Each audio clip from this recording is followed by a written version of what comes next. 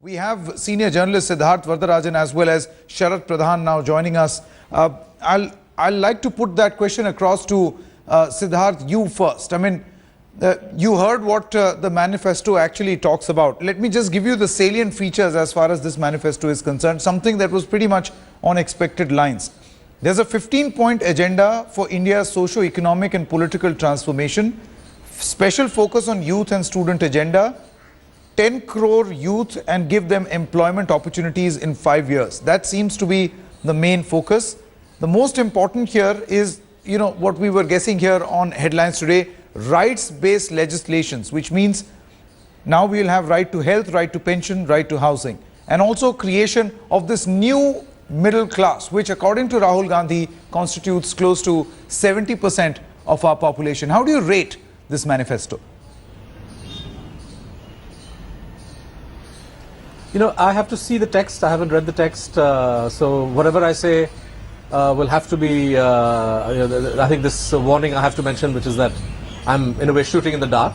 But I think, judging by what I've read, what I've read about the manifesto, what you've said, what we heard at the press conference, it's clear that the pitch that the Congress is making is for a more, shall we say, development-oriented policy mix.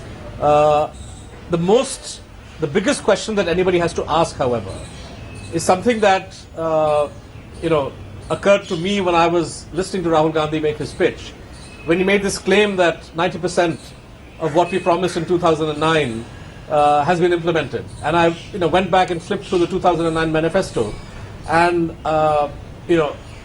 there's no way that claim can be sustained.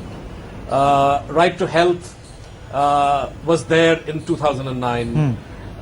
There was talk of job creation. There was talk of keeping prices in check.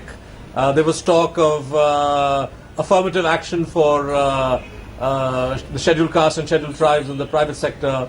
There was talk of police reform. There was talk of judicial reform. No way does that add up to 90% in terms of what's been implemented. Now, one can say, of course, that parties make tall promises at election time, and I think that's how we should treat this. Essentially, that is the reiteration of another bunch of good wishes. How seriously the electorate will take the Congress Party's claims to, implementing such an agenda were they to be elected is something that has to be seen. But going by the track record, there is certainly much room for skepticism. But in terms of the big picture, what Rahul kept saying, that the manifesto, the policy mix cannot appeal only to the big business community. It must appeal to the poor, but it cannot only focus on the poor. This is, in fact, a criticism which the corporate sector has been making, which questions the validity of the right to food legislation, for example, or even Narega. So clearly, the party is trying to stand on both stools, in a way, not let down the aspirations of the corporate sector, which today is clearly backing BJP and Narendra Modi, while at the same time trying to assure the poor and the middle class that we are. So it's a balancing act, but as I said, one will have to see the manifesto in concrete terms before I can offer anything. Absolutely, and since you're giving perspective, a comparison from 2009, I mean, would love to know from you, what is your take on the Congress actually assuring that there would be investment worth 1 trillion in the next decade in the infrastructure sector alone? This is not something that the Congress or BJP or anybody can control, right? Because the investments of that magnitude will obviously involve considerable amount of FDI. And that's a function of so many different factors.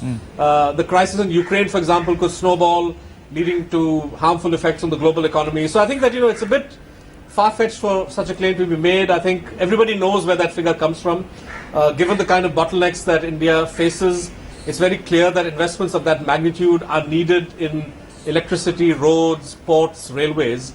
The infrastructure sector in India really has emerged as one of the major constraints as far as the growth potential of India is concerned.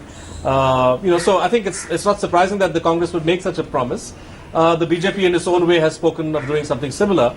But really, this is not something that any one government can control. Of course, a lot depends on what they call the how investor friendly the climate is, and here, at least as far as the battle of perceptions is concerned, I think given the what we've heard from the corporate sector, what we've heard from the international financial sectors, it's clear that they are hitching their chariots onto the BJP horse right now, and Congress is trying to tell them that, look, we are also in the race, we can implement.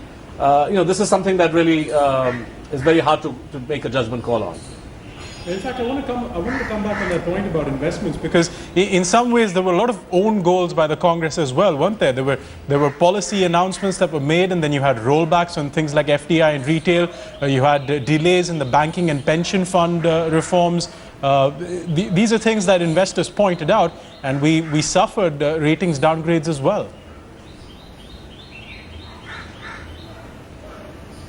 I don't want to go into the merits of these particular policy initiatives, whether FDI and retail is what the Indian economy needs or not, or whether opening up of insurance is needed or not. That's a separate But debate the concept altogether. of stability, a stable regulatory a great deal environment. of policy dissonance. I think the Congress party couldn't.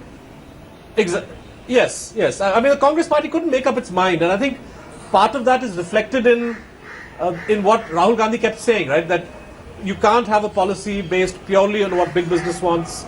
You can't have a policy based purely on what the poor in India need.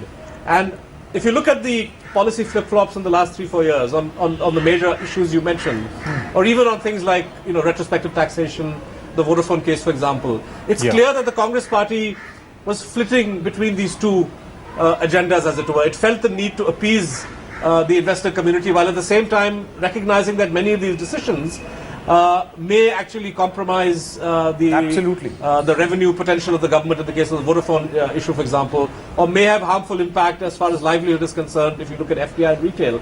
So I think the Congress party really has to decide what it wants to do, and I think part of the appeal that Mr. Modi has for the business community, like what's the phrase they keep saying? They're saying he's decisive. They're saying that he, and they're pointing to Gujarat, where clearly Mr. Modi has been much less squeamish about taking decisions in favor of the corporate sector, even if this has meant compromising on land rights or farmers' rights. Absolutely. He's been less squeamish about this. And I think I would interpret what Rahul Gandhi was saying today as some kind of effort to reach out to the investor community and say, hang on a minute, I'm prepared to be less squeamish too.